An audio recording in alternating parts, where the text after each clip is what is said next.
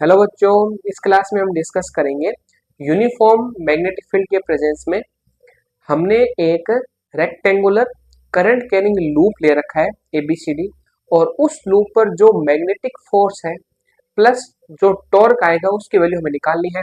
और बच्चों इस लेक्चर के हैंड रिटन नोट्स आपकी स्क्रीन पर आ रहे हैं। ये हैंड रिटन नोट्स आपको बच्चों डिस्क्रिप्शन में PDF मिल जाएगा नोट्स का, वहां से आप डाउनलोड कर सकते हैं। आइए बच्चों करते हैं लेक्चर को स्टार्ट। स्टेप बाय स्टेप पूरे टॉपिक को डिस्कस करेंगे। टॉपिक में जो थ्योरी है वो जरूर थोड़ी लेंथी है, लेकिन इस टॉपिक का जो मैथमेटिक्स है, जो इसका कोर कंसेप्ट है वो इजी है। आइए डिस्कस करते हैं बच्चों। देखो हमारे पास बच्चों एक्चुअली हमारे पास है नॉर्थ पोल और इस टाइप से आपका मैग्नेट का क्या है साउथ पोल है। ठीक है, तो मैग्नेटिक फील्ड किस टाइप से होगा, नॉर्थ टू साउथ डायरेक्शन में होगा। अब आपने क्या कर रखा है, आपने एक लूप ले रखा है ABCD और उसमें जो करंट फ्लो हो रही है वो इस टाइप से फ्लो हो रही है। ठीक है, और उस करंट की वैल्यू कितनी है, I है। अब जो आपका बच्चों रेक्टेंगल है उसकी जो लेंथ है वो तो आपकी कितनी है, L है, और उसकी विड्थ कितनी है, उसकी विड्थ है R। ठीक है, अब आप जैसे ही इसको इस टाइप से अरेंज करोगे तो ये एक्चुअली में क्या होगा, इस पर बहुत सारे फोर्स लगेंगे, उस फोर्स की हमें वैल्यू निकालनी है। प्लस फोर्स का जो रिजल्ट आएगा एक्चुअल में वो एक टाइप से टॉर्क जनरेट करेगा और उसकी वैल्यू निकालनी है। देखो बच्चों हम फ्लेमिंग के लेफ्ट हैंड रूल की हेल्प से क्या निकालते हैं, जो आपकी रेक्टेंगल की जो साइड है उस पर जो फोर्स लग रहा है उसकी डायरेक्शन क्या है वो निकालते हैं। ठीक है, तो देखो अगर हम जो आपकी साइड ले रहे हैं बच्चों, साइड ले रहे हैं AB साइड पर हमें फोर्स की डायरेक्शन निकालनी है, तो आपको फ्लेमिंग के लेफ्ट हैंड जो आपका रूल है उसको इस टाइप से अपने फिंगर को क्या करना पड़ेगा, अरेंज करना पड़ेगा। थंब बताएगा मैग्नेटिक फोर्स की डायरेक्शन, ये वाली फिंगर बताएगी आपको मैग्नेटिक फील्ड की डायरेक्शन, और ये वाली जो फिंगर है ये बताएगी आपको करंट की डायरेक्शन। ठीक है, करंट की डायरेक्शन बताएगी। तो आपको क्या करना है बच्चों, आपको इस टाइप से अरेंज करना। देखो करंट कैसे है बच्चों, करंट अपवर्ड है। ठीक है, करंट अपवर्ड है और मैग्नेटिक फील्ड कैसा है, N to S है। मैग्नेटिक फील्ड है N to S, करंट है अपवर्ड डायरेक्शन में और थंब है बच्चों इनवर्ड। ठीक है, ये वाली जो आपकी साइड है रेक्टेंगल की AB, इसमें करंट है अपवर्ड। आपका जो मैग्नेटिक फील्ड है बच्चों वो कैसा है, इस ऐसा है। ठीक है, और थंब क्या है, थंब इनसाइड है। तो इस कंडीशन में इस पर जो मैग्नेटिक फोर्स लगेगा वो लगेगा बच्चों इनसाइड।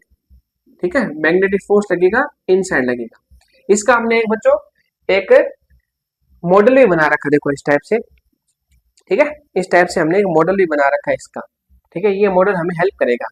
तो देखो वापस आप देख सकते हो मॉडल में हम किस टाइप से अरेंज कर रहे हैं कि भाई आपका करंट की डायरेक्शन अपवर्ड है, करंट की डायरेक्शन अपवर्ड है, मैग्नेटिक फील्ड ऐसा है और फोर्स लगेगा ऐसा, यानी ये वाली साइड इन साइड जाएगी। इस पर जो फोर्स लग रहा है वो इन साइड लग रहा है, तो ये वाली साइड क्या जाएगी, इन साइड जाएगी। ठीक है, अब देखो नेक्स्ट कंडीशन देखें। तो देखो बच्चों अब ये वाली साइड है, इस पर हमें फोर्स की वैल्यू निकालने, तो कैसे अरेंज करना पड़ेगा, देखो आपको करंट की डायरेक्शन में अपना फिंगर करना है। देखो करंट की डायरेक्शन क्या करोगे, फिंगर करोगे, और मैग्नेटिक फील्ड थोड़ा सा बच्चों ऐसे है। देखो इस कंडीशन में तो पूरा आपका 90 डिग्री एंगल बन रहा है करंट और मैग्नेटिक फील्ड के बीच में, लेकिन यहाँ पे 90 डिग्री नहीं बनेगा, यहाँ पे कुछ एंगल आएगा। तो आपको इस टाइप से अरेंज करना, देखो ये फिंगर करंट की डायरेक्शन शो करेगी। ठीक है, करंट की डायरेक्शन शो करेगी और ये आपका किसको शो करेगा, मैग्नेटिक फील्ड डायरेक्शन को। थंब क्या बता रहा है, इन डाउनवर्ड बता रहा है, थंब डाउनवर्ड बता रहा है। तो इस कंडीशन में यहाँ पे जो बच्चों फोर्स आएगा वो क्या आएगा, डाउनवर्ड आएगा। ठीक है, ऐसा आ जाएगा फोर्स, F2 लगेगा डाउनवर्ड। ये डायरेक्शन निकालनी बच्चों बहुत इंपॉर्टेंट, मेन इसमें डायरेक्शन ही है। अब देखो थर्ड साइड की बात करते हैं, कौन सी है, DC। ठीक है, या CD बोल दो। तो इस पर बात करें तो बच्चों देखो करंट की डायरेक्शन ऐसी है, मैग्नेटिक फील्ड ऐसा है आपका, और थंब है आउटवर्ड डायरेक्शन में। तो इस साइड पर जो फोर्स आएगा वो क्या आएगा, आउटवर्ड आएगा। ठीक है, तो आप ऐसे बोल सकते हैं ये फोर्स क्या लग रहा है, आउटवर्ड डायरेक्शन लग रहा है। ठीक है, F3 ये आ गया। अब देखो ये वाली साइड है, अब देखो इस वाली साइड पे आपकी जो करंट की डायरेक्शन है वो कैसी है बच्चों, देखो करंट की डायरेक्शन ऐसी है। ठीक है, करंट की डायरेक्शन ऐसी है आपकी, आप ऐसे अरेंज करना पड़ेगा आपको। देखो थोड़ा सा करंट की डायरेक्शन आपकी क्या ऐसे, हाँ ऐसे देखो करंट की डायरेक्शन कैसी है, ऐसी, ये वाली करंट की डायरेक्शन है। मैग्नेटिक फील्ड कैसा है, ऐसा है। तो आपका थंब क्या है, थंब है आउटवर्ड। ठीक है, यानी अपवर्ड बोल सकते हो आप, थंब आपका अपवर्ड है। तो उस कंडीशन में जो फोर्स आएगा यहाँ पे इस वाली साइड पे जो फोर्स लगेगा वो लगेगा अपवर्ड, यानी F4 की वैल्यू क्या होगी, अपवर्ड होगी। ठीक है, अब देखो बच्चों, ये जो F2 है और F3 है, ये जो फोर्स है इसकी वैल्यू इक्वल होगी।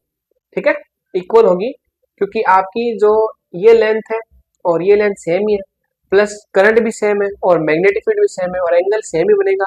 तो उस कंडीशन में ये फोर्स और ये फोर्स क्या होगा, इक्वल होगा।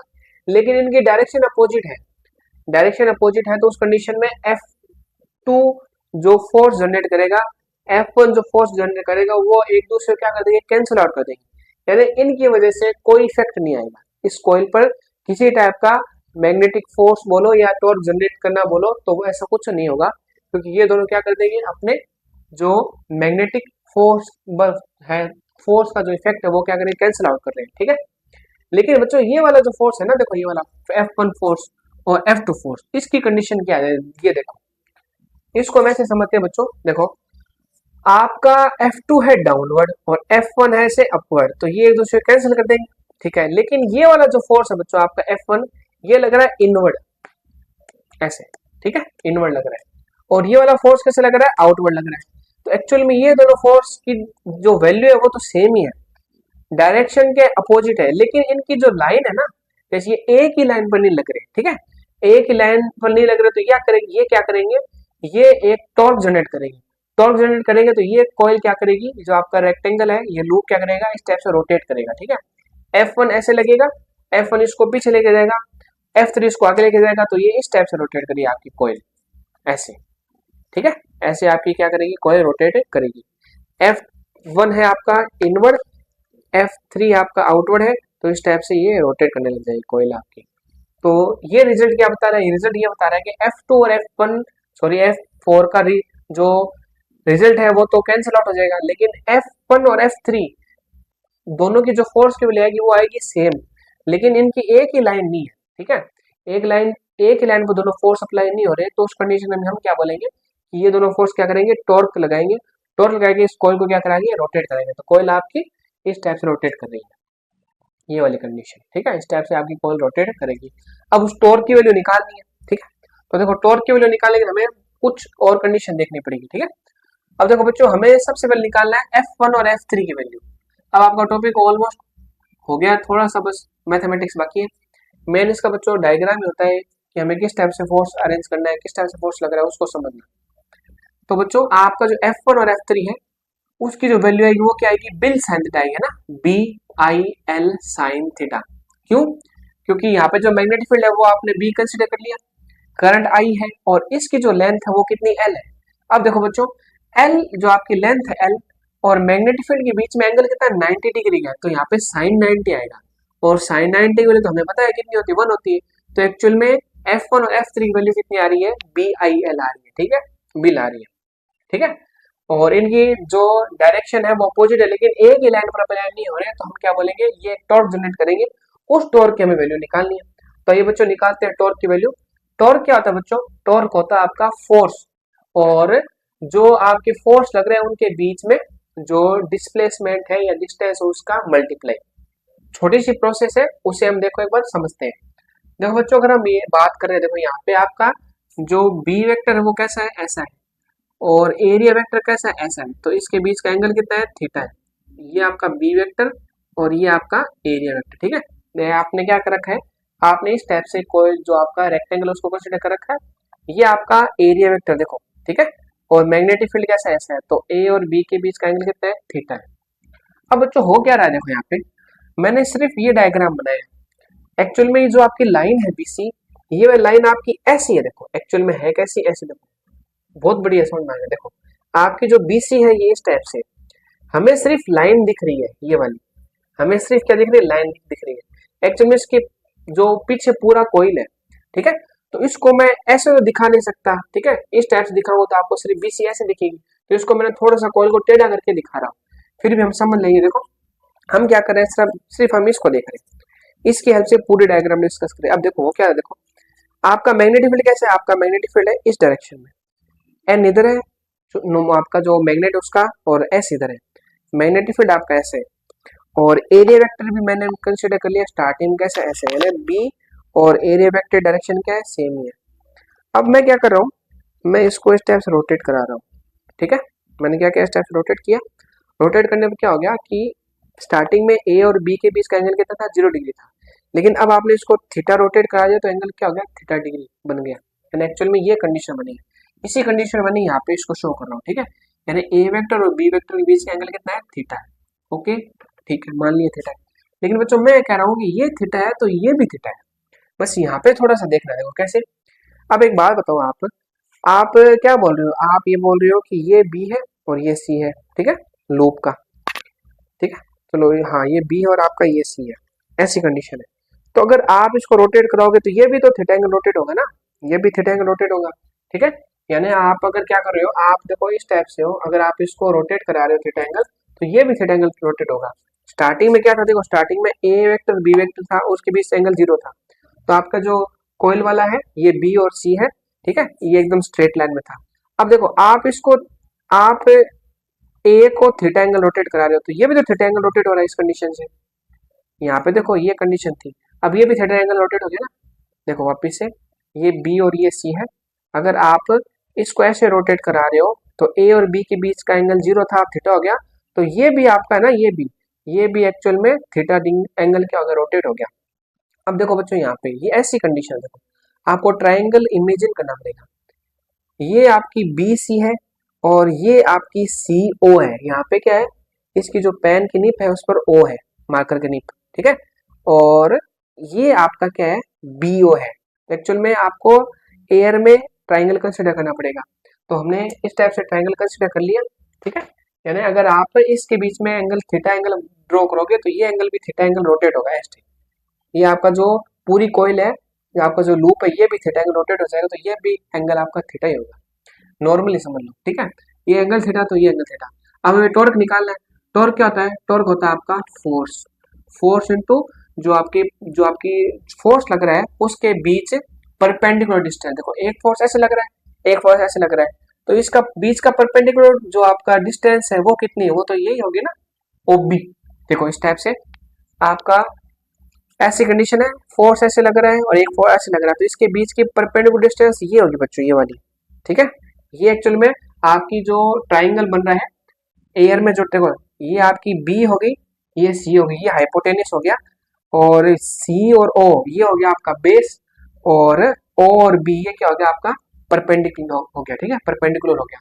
तो उस कंडीशन में आपकी जो कंडीशन आ रही है वो आपका ओबी की वैल्यू निकालनी है, ठीक है। यानी परपेंडिकुलर डिस्टेंस क्या ओबी है, यानी F1 और F3 के जो बीच की डिस्टेंस है वो है ओबी। ओबी की वैल्यू निकालो, आपका आंसर आ जाएगा। तो देखो ट्रायंगल में क्या लगाते हैं, साइन थीटा निकालते हैं।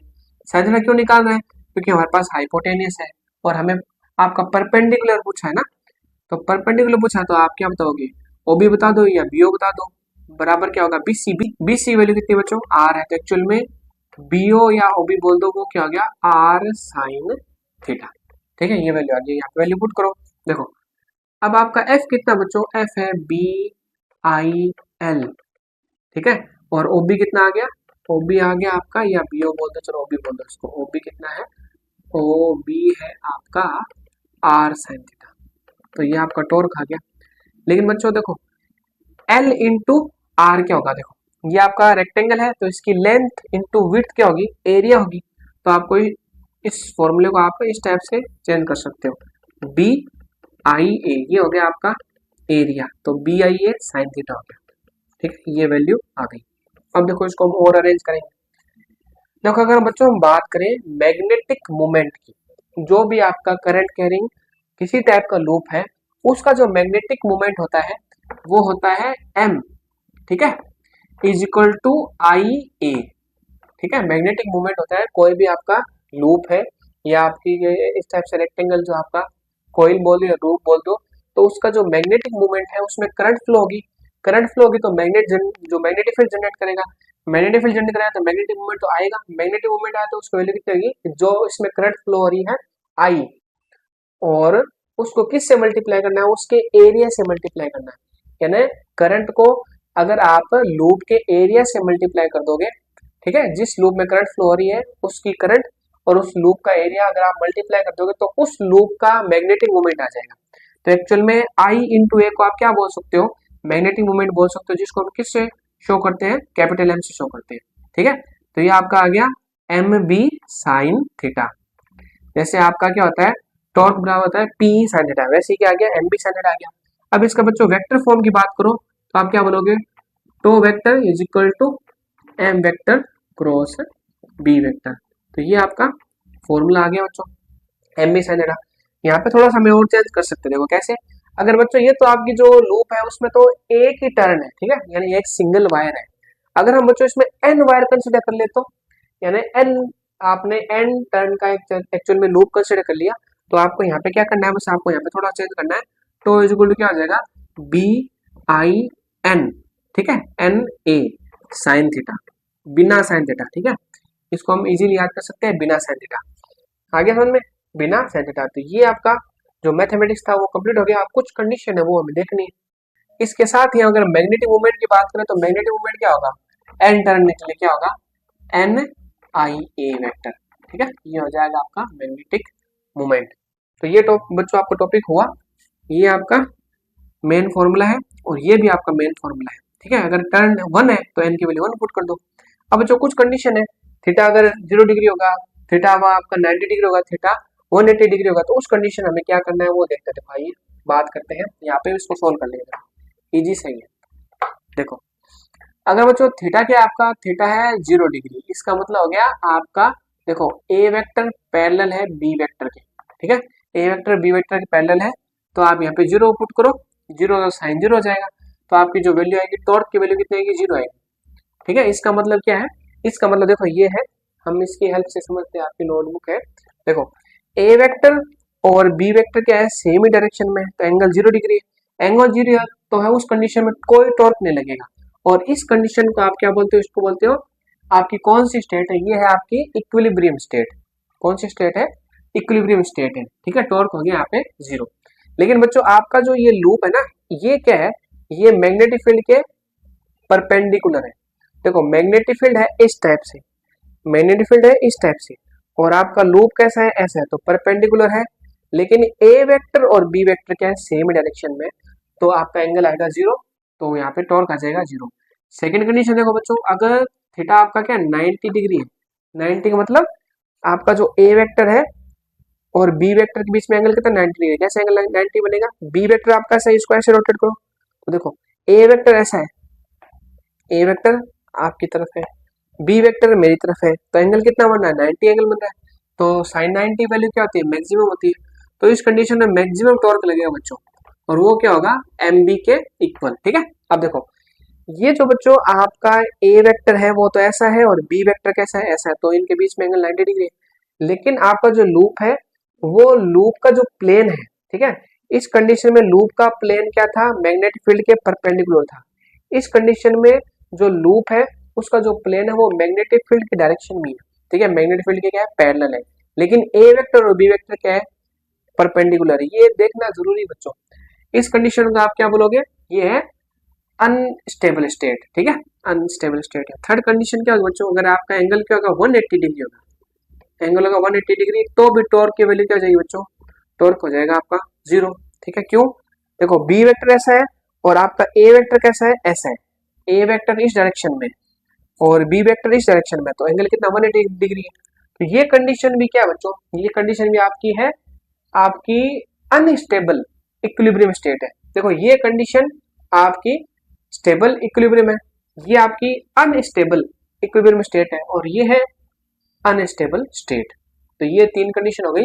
फर्स्ट कंडीशन में A vector B vector direction same है लेकिन प्लेन परपेंडिकुलर है मैग्नेटिक फील्ड के।